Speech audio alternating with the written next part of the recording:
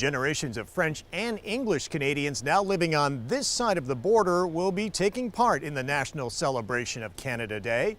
Tens of thousands of families living in the North Country have Canadian roots.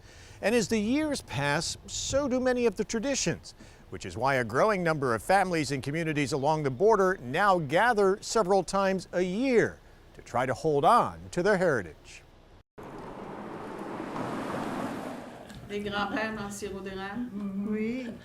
A few generations ago, it would have been quite common to hear French being spoken in this neighborhood in Champlain, New York. I grew up in French Village with a lot of French people around. Went to a Catholic school which was French. French Village is on the north part of Champlain, up on a hill. Both my grandmothers came from Canada, so I'm just trying to keep up that side of the history.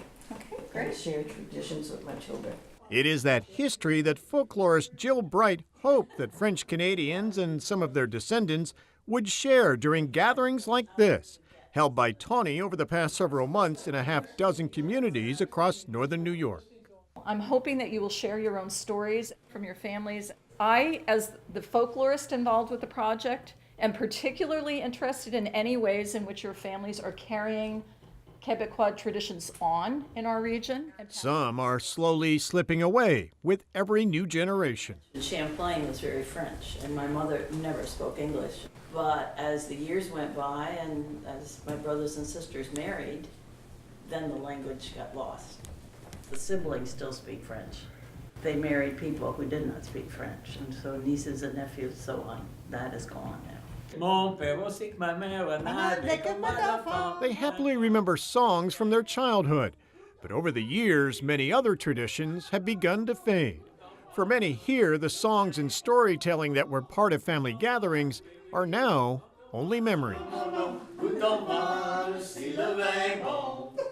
used to get together on Sundays. That was the day of rest, and people would visit each other. And today you don't see families visiting each other all the time.